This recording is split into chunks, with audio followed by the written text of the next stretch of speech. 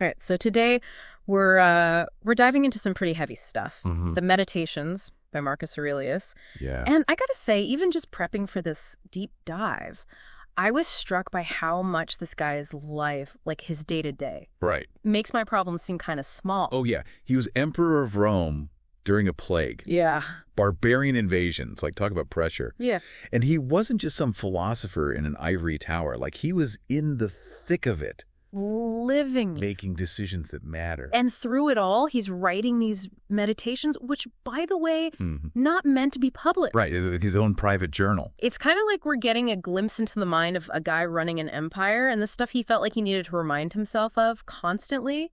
Exactly. And what's so fascinating is that a lot of what he was reminding himself of were these Stoic principles. And I think a lot of people hear Stoicism and they think, oh, just got to suck it up, be emotionless. But it's so much deeper than that. Right, so not just keeping a stiff upper lip, there's more to it. Way more.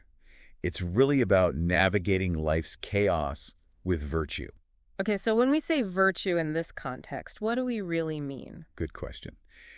It's not just about being a good person in like a simplistic way. It's about developing a skill set for handling whatever life throws at you. So how to be resilient, how to react in a way that's actually, I don't know, useful. Exactly. You can't always control the situation you're in, but the Stoics believed you can control how you respond. Okay, I like that.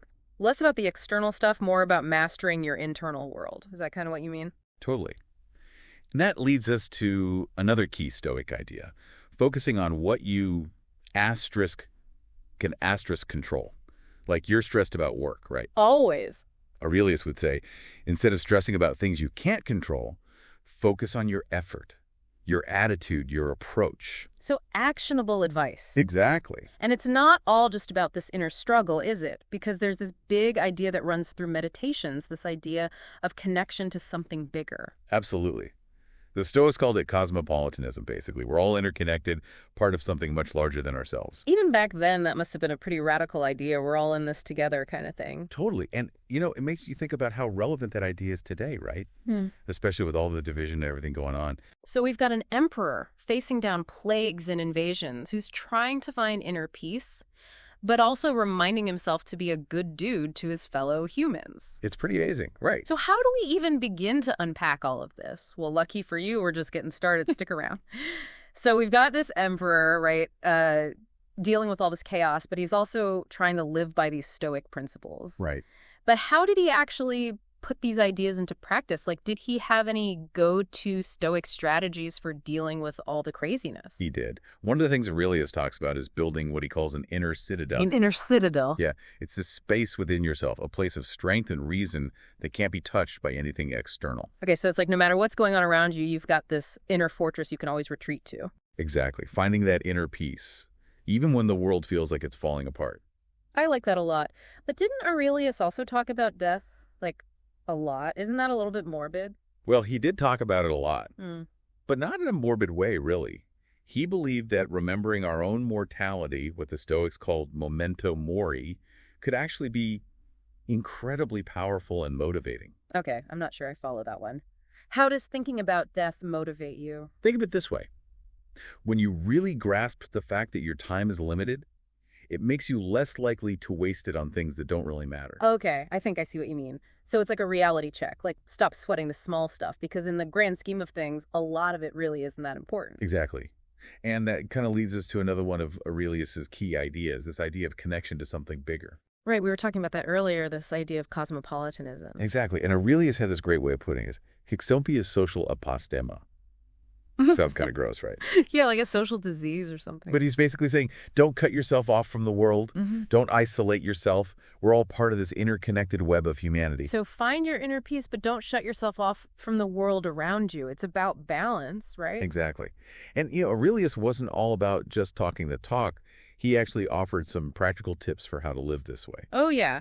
Like what? One of his most famous analogies is the fig tree. The fig tree. Okay. So he said, getting upset about things being the way they are is like getting mad at a fig tree for having sap. Because that's just, what fig trees do they have sap? Exactly. And he's not saying you shouldn't try to change things or make things better, but he's saying acceptance of reality is the first step. Okay, so less complaining about the sap, more figuring out how to make the best fig jam.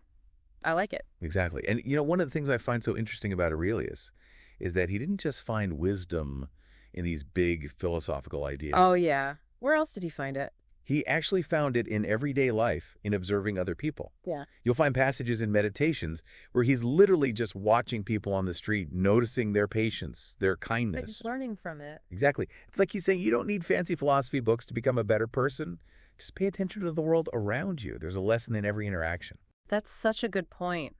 And it makes you wonder, what would this guy think about our world today? I mean, he was all about this simple Stoic life, but he was also running an empire.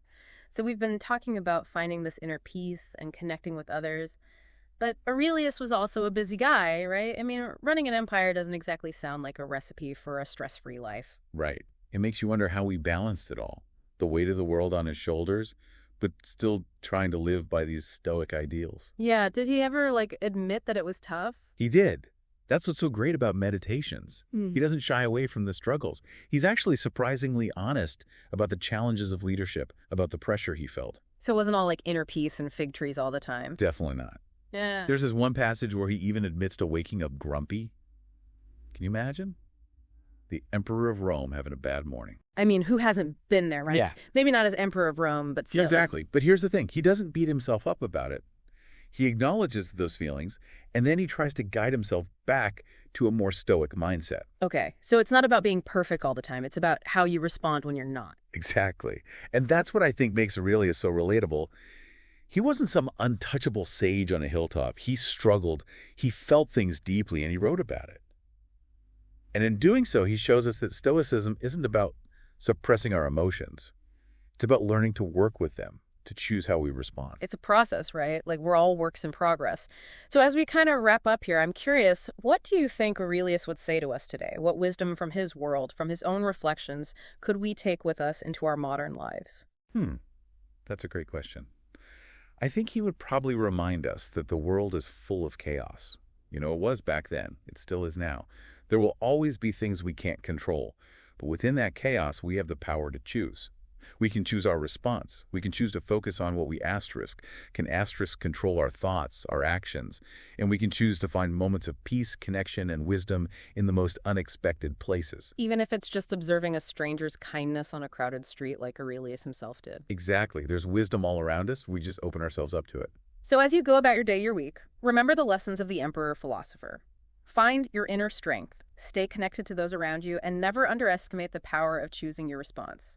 Who knows, you might just find a little more peace and wisdom in the process. Thanks for joining us on this deep dive, and remember, there's always more to explore.